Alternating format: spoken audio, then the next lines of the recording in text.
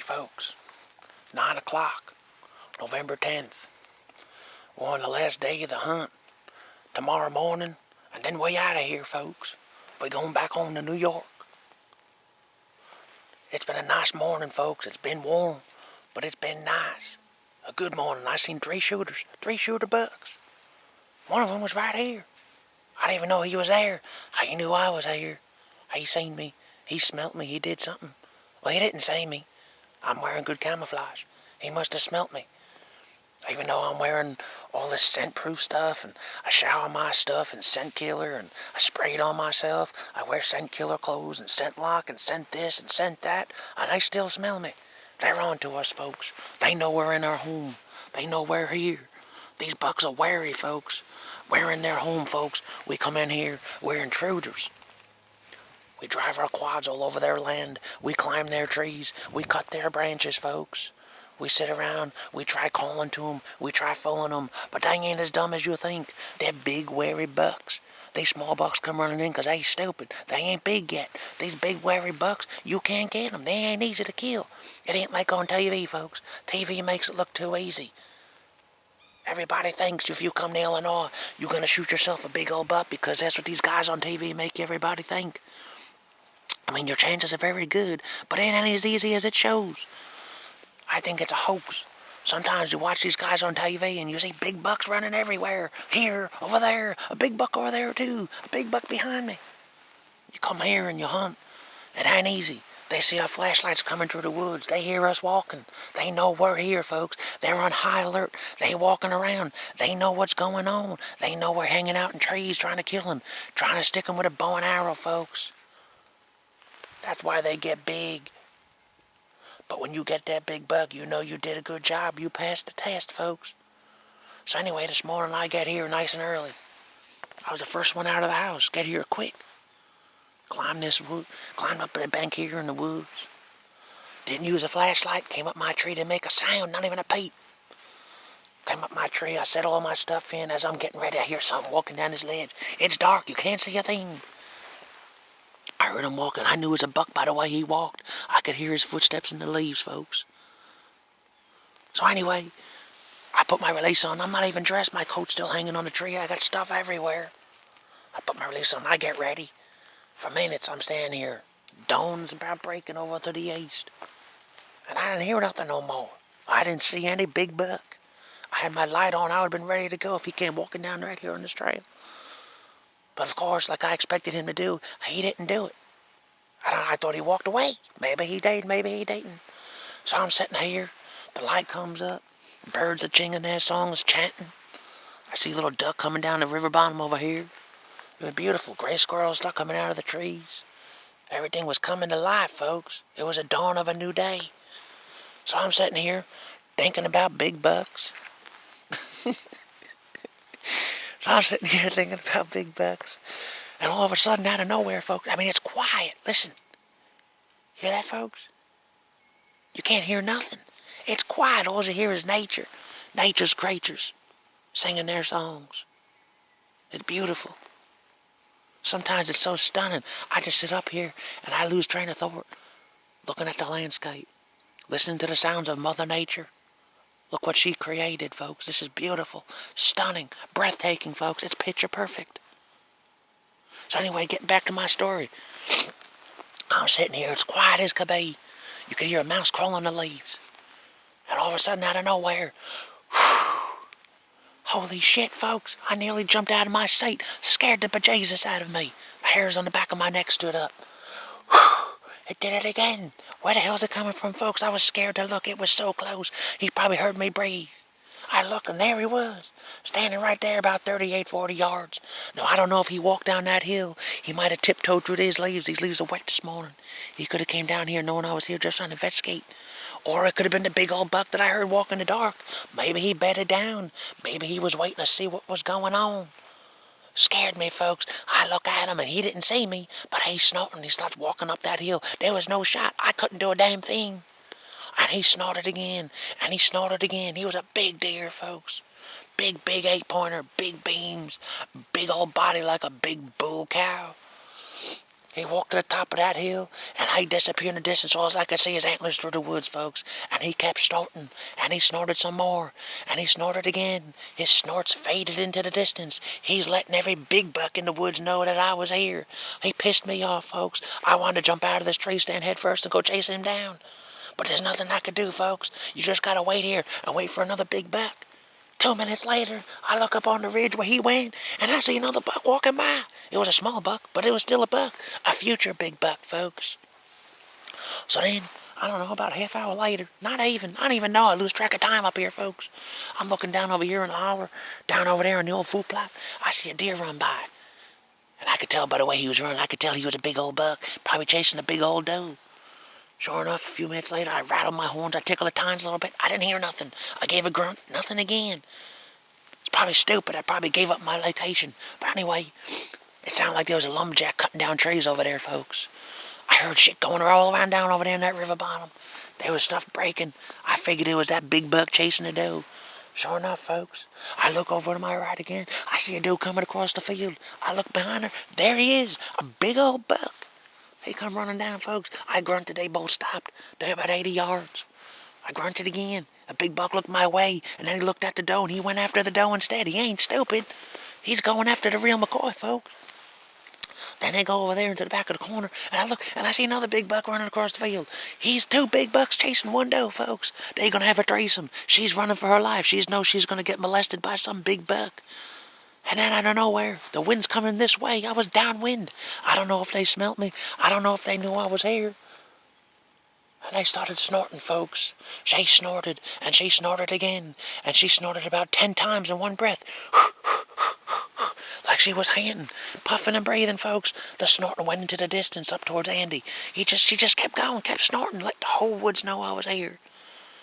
About another 15 minutes goes by. I look over there. I see another big buck running across the field. I pick up my optics. I look at him. He had big old horns, folks. He was another shooter. 3 shooters this morning. That's what it is here about this place. You'll never know when it's going to happen, folks. You got to be prepared. You got to look everywhere. Just if you ain't looking, something can run by and you'll never see him. Especially in them fields. So like I said, it's 9 o'clock, folks. I'm going to go move over there this morning. After this morning, I'm going to have an afternoon hunt. I'm going down there to the east. That's where I see all the action coming from. I got to keep moving around, try to outsmart these big bucks. Everyone's getting tired, folks. We're hunting hard. You know, it's funny because back before we came here, everybody's anticipating big buck action. Big bucks in Illinois. We're going to go hunt them big old bucks. And everyone's talking. They stop by Daddy's shop. Clint comes in there. We going to Illinois, folks. We're going to sit all day. I'm going to hunt all day. I'm going to hunt all day. I'm bringing my lunch. I'm pulling all dayers. The man sleeps in the morning, folks. Every day on the first day, everyone goes out. By the second day, they're getting a little burnt. By the third day, you try to realize who's who. Who's after these big bucks and who isn't. Who really cares about them and who doesn't. Who has the passion that drives them to go after these big bucks. There's boys sleeping in the morning. I don't understand it, folks. I just don't know. We come all the way up. We cross country to come to these big bucks. And they sleeping in. How come they don't get up and try to chase these big bucks? They ain't morning people, folks. Like Dave Weissmiller, folks. He's a grumpy old bastard in the morning. A man you don't want to wake up next to in the bed. I just heard something, folks. Probably another one of them damn gray squirrels. He's grumpy, folks. He don't like to be bothered in the morning. You can't even talk to him. You get no expression out of him. He's got a look of death on his face. He looks miserable. Like, why did you get me up? Why did you get me up to chase these big bucks? And I do it more on purpose, folks. I'd pull the covers off him this morning. I'd try to drag him out of his bed. You better get up. You better go after these big bucks. He ain't a morning person, folks, so sometimes just leave him alone. Let him be grumpy. That's how he is. He knows it. He even admits it. He says it himself. I'm a grumpy bastard in the morning. Don't talk to me till about 11 o'clock. Leave me alone. Just let me think of big bucks while I lay here in bed, while they run the woods, and I'm over here and they're over there. And then you got Clint Chicken Chaser, folks. He looks like he's chasing chickens everywhere. He can't sit still. The man's probably out of the tree stand already. It's 8:30, 9 o'clock. He can't sit there no more. He leaves. He's always hopping around. He's got ants in his pants, folks. And then you got Andy. Andy, all week, all year. We're going to Illinois next month. We're going Illinois in 2 weeks. I'm sitting all day. I'm sitting all night. I'm going to use my light. I ain't getting out of the tree. He gets out of the tree sometimes before anybody else does. He's running around. He looks like a blind man that lost his cane, folks. He's walking all over the house. You hear him creaking on the floors, walking here, walking there. He looks lost. He doesn't know where he's going. He's running around in his skippies, folks. We call him Skippy. Skippy's running through the woods. He's probably sitting there, stand up there in the holler on the other side. I don't know if he's seen them big old bucks come down over there. Who knows? Then you got my daddy, folks. My daddy goes crazy sometimes. Sometimes he drives me nuts. He drives himself nuts. He even knows he does. He takes every precaution. He thinks too much. He thinks the worst about everything. He thinks I'm up here falling out of trees, hanging from my safety belt, falling asleep, tripping over branches, falling in the creek bottom. He thinks the worst of everything, folks, whatever it may be. And once he thinks about it, he keeps thinking more, and it drives him even more crazy. He goes nuts. Every day there's something. That man never stops thinking about bad things. Every precaution, every possible bad thing that could happen. I don't understand it, folks. You gotta relax. We're here in Illinois. We're here to have a good time, relax, take it easy, take in nature. And he's sitting in his tree wondering what his son's doing. His son's making videos. He's talking to cameras, you big fool. What do you think he's doing? He's hunting big bucks. I keep hearing stuff, folks. I don't know what the hell I'm hearing. I'm hearing something. You never know. I could be talking to this camera. It could be a big old buck standing back there. I don't understand it sometimes. Yeah, first morning of the hunt. It's not even light out yet. I got in my tree. And the service here, cell phone service here sucks. It's horrible, especially where I am now. I get nothing. I got a voicemail from my dad. Harry is in a voicemail. Yeah, Josh, it's me. Someone stole my fucking tree stand. They stole my fucking stand. I'm fucking down here. My fucking stand is stolen. Then he calls me back again. I'm back at the house. I can't believe they stole my tree stand. What am I gonna do? Here I am. I start laughing. I knew no one didn't steal his stand. I know he walked into the wrong side of the woods. He followed the wrong tracks. I know how the man is. He gets all screwed up. He'll get lost in his own backyard, folks. He went in that woods. He followed the wrong set of tracks. He looked there. There was no stand. Who's gonna steal your tree stand here in Illinois, folks? This ain't back home in New York. Why don't you think? Why don't you sit back for a second and think, hey, you know what?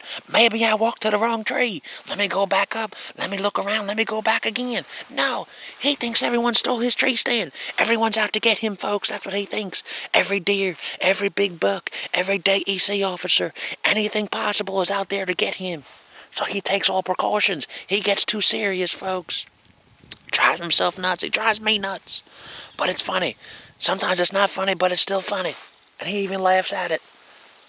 Anyway, folks, I gotta get back to hunting here.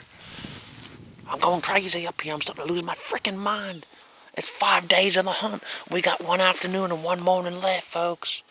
I could have had my deer the first half hour into the morning. I misjudged him, folks. Their bodies are so big, I misjudged them horns. And they walked away. I realized how big his horns were. And I keep replaying that thought in my mind, folks. I get so sad when I think about it. I could probably cry a tear. This is horrible. This is torture. I'm torturing myself up here in this tree stand, talking to this damn camera. But I'm still doing it anyway, Hope. You never know, there's hope for big bucks around the corner. I'm going to get off this camera now. Maybe I'll talk to you later. If not, I'll talk to you tomorrow morning on the last day of the hunt. It's over, folks. Then we're going back to New York. Back to New York to chase them bucks. Big bucks in New York, folks. Amagansett bucks, East Hampton bucks, Grumman bucks. They running wild. They running through the woods. Sometimes the chances are better because there's no woods for them to run. They have to funnel through little funnels. They got no choice. But they know you're there. They look up in trees. They're not like these deer here in Illinois. You get big bucks, but not big magnum bucks like you got here, folks. Alright, folks, I gotta get off this dang camera. I'm talking too much. I'll see y'all later. Y'all have a good one now, you hear?